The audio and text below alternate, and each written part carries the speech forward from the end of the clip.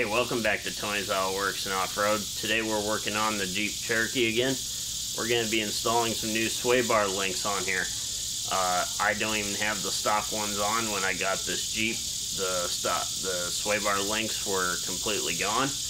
It did have the upper and lower pieces that attach to the sway bar and the axle, but the center links are gone. So we're going to go ahead and install some JKS sway bar. They're the quicker disconnects. I got these sponsored by Clayton Off-Road and car sponsors. I'm going to show you the tools and everything that comes in the kit, and we're going to go ahead and get this done. So let's go ahead and get started. So in your kit, here's a little diagram of the kit put together. You get a sticker, you get some bolts here, get some bolts here. These will go into the top of this to mount to the sway bar. Here's your main link, and it's got two grease points, and they're both going to be facing outwards towards the front of the vehicle.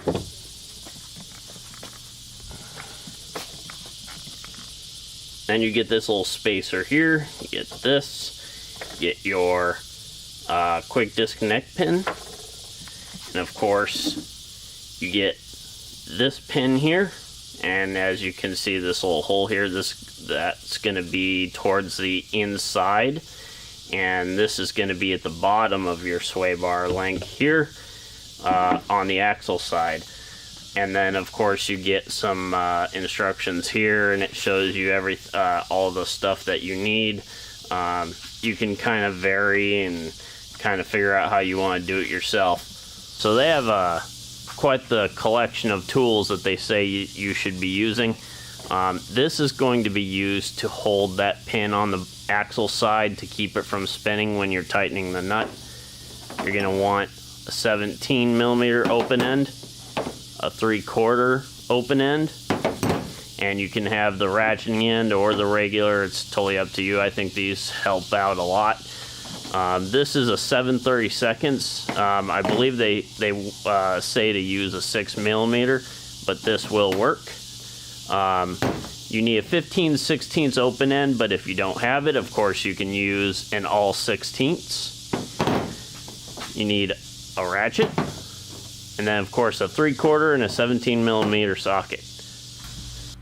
Now you will notice that here's my sway bar. It's disconnected.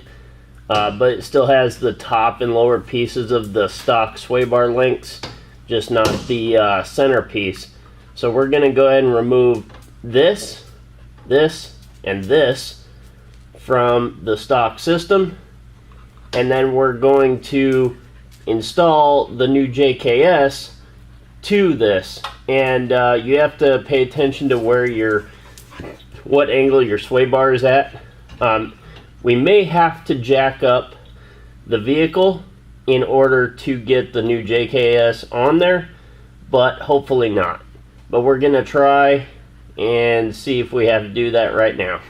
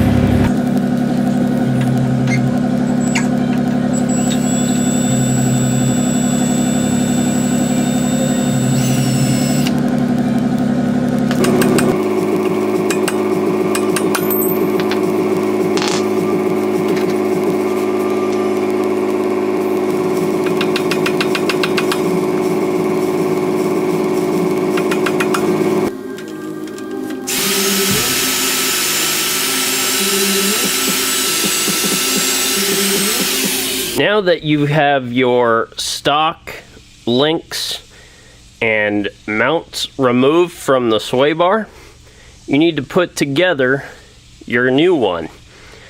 Now, you're going to get a spacer like this right here, this silver one right here.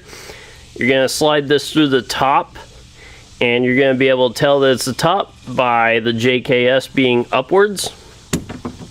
And of course, this nut being this far on this side here.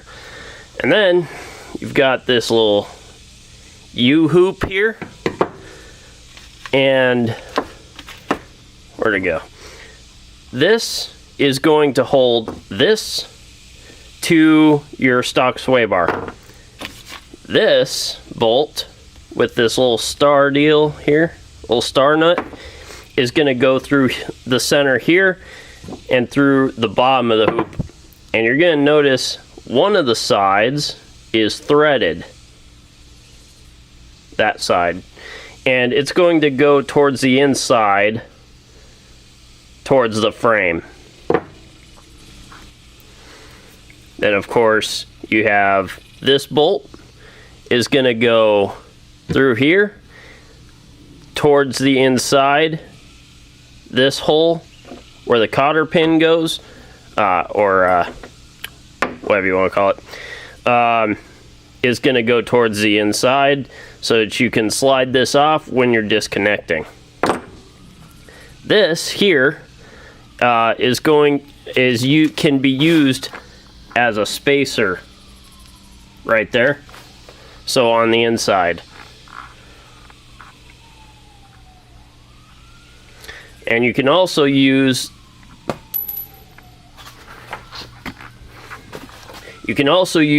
this washer here. Make sure to use this gold washer with this nut on top of the sway bar. Again, make sure your thread side is facing inward and get your nut on.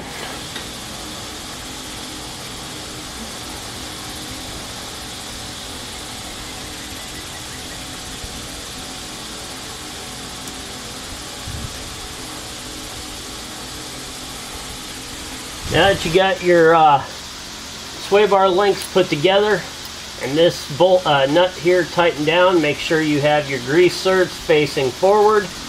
And of course, like I said before, this bolt goes through the top side of the sway bar link and screws into the thread side that's on that side. Make sure it's on that side when you bolt it down to the sway bar. Now, you can go ahead and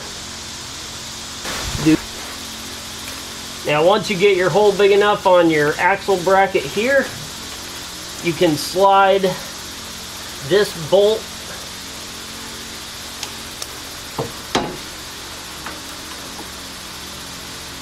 through here, and the bottom of your sway bar link will slide onto that piece. You can use a that washer I showed you earlier on here, and you'll want to use this plastic black spacer like so.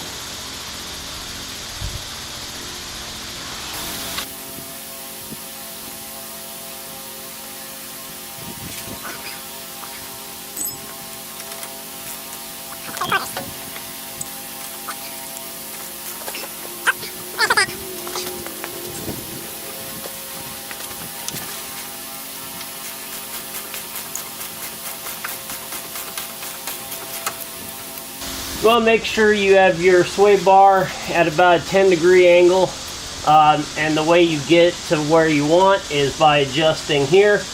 These sway bar links are for 3 to 6 inches of lift, I believe, 3 to 4. And so this is as low as it's going to go. You would adjust the lift height here with this nut. Obviously, I'm as far down as I can go, so I'm at that 10-degree angle, about. So you're going to tighten these down, get your cotter pin into this piece here. And there you go, you got it put together. Make sure you grease your top and bottoms, and that's it.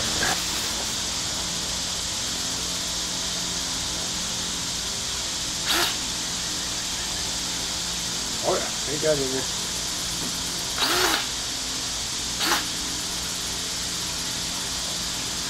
That was my installation of the JKS quicker disconnects on the 97 to 01 XJ. This one's a 2000. I did notice that on the XJs, the bolt on the axle side, you will probably have to cut and drill out. On the Wranglers, if you are doing this project on a TJ, those bolts should just screw right out. So thank you for watching. Hit that like and subscribe buttons. Check out my other videos, and have a nice day.